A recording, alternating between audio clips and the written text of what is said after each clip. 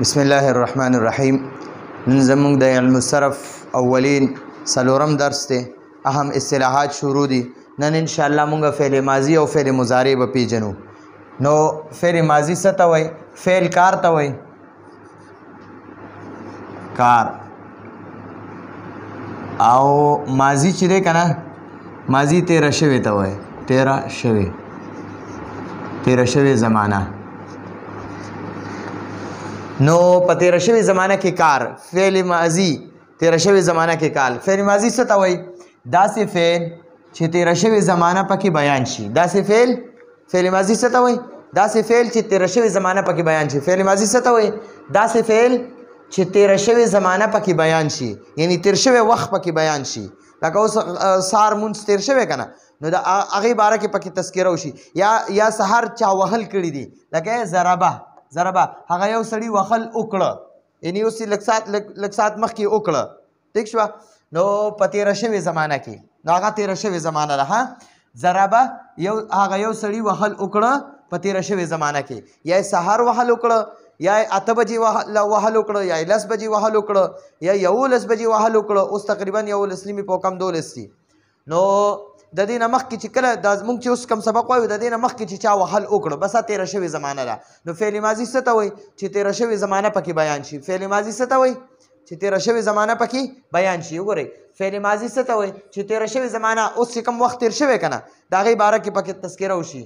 لکه مثلا ضربه، هغه یو سړي وهل وکړه په تیره شوې زمانه کې. ذهبه معنی ده هغه یو سړی لاړو په تیره شوې زمانه کې. اوس 8 بجې یو کس لاړو، یا سهار مونځ نه پس لاړو مدرسې ته، یا چېرته کې هم لاړو، کار له لاړو، هر چېرته لاړو، خو سړی یو کس لاړو. نو هغه لپاره به موږ وایو ذهبه، هغه یو کس لاړو، هغه وخت تیر شوی که نه، نو هغه وخت تیر شوي وخت ته وایي تیره شوې زمانه کې.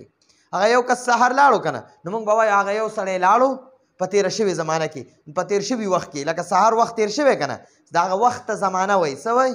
وخت ته څه وایي؟ سار وخت هم یو زمانه وای، غرمې وخت هم یو زمانه وای، ماسخوتن ته هم یو زمانه وای، او اوس دا چې موږ لګیا یو دې ته هم یو زمانه وای. نو پوهېږئ که نه؟ نو ګورئ، تیر شوي زمانه کې، یعنی تیر شوي وخت کې، سهار وختي کې. ټیک شوه؟ لکه جلسه هغه یو سړی کېناستو په تیر شوي زمانه کې، تیره شوي زمانه کې هغه یو سړی کېناستو. نو فعل ماضي به وپېژنده، هغه کار ته وایي چې په تیر شوي وخت کې شوی. فعل ماضي څه ته وایي؟ چې تیر شوی وخت پکې بیان شي، تیر شوي وخت په باره کې پکې تذکره وشي. اوس خو فعل ماضي مو پېژنده که نه، اوس فعل مضارع له راشئ. فعل مضارع څه ته وایي؟ وایي داسې فعل چې موجوده یا آینده راتلونکي وخت ته وایي، موجوده یا راتلونکي زمانه پکې بیان شي. پوهېږئ؟ فعل مضارع څه ته وایي؟ چې دا اوس موږ موجود یو، لکه دا حال کې اوس موجوده خبرې کوو که نه، یا پکې دا بیان شي، او یا هم لا غرمه هم خبرې نه دي کړي، نو یا به پکې هغه بیان شي. پوهېږئ؟ نو دا یا اوسنی وخت یا راتلونکی وخت چې پکې بیان شي، هغې ته فعل مضارع وایي. موجوده دا اوس وخت او راتلونکی وخت چې بیان شي، هغې ته څه وایي؟ فعل مضارع. داسې فعل چې موجوده یا آینده معنی ده راتلونکی وخت. آینده څه معنی ده؟ راتلونکی وخت. نو داسې فعل چې موجوده، دا اوس چې کوم موجوده حالت دی، یا راتلونکی وخت پکې بیان شي، دې ته څه وایي؟ فعل مضارع. څه ورته وایي؟ فعل مضارع. موجوده وخت هم فعل مضارع وایي، راتلونکي وخت هم فعل مضارع وایي. لکه یضربو هغه یو سړی وهل کوي، اوس لګیا دی وهل کوي، چوکۍ نیولې ده، وهل کوي. یا به وهل وکړي، لا کړي نه دي، اوبه کړي. ټیک شوه؟ یضربو معنی څه ده؟ هغه یو سړی وهل کوي یا به وکړي.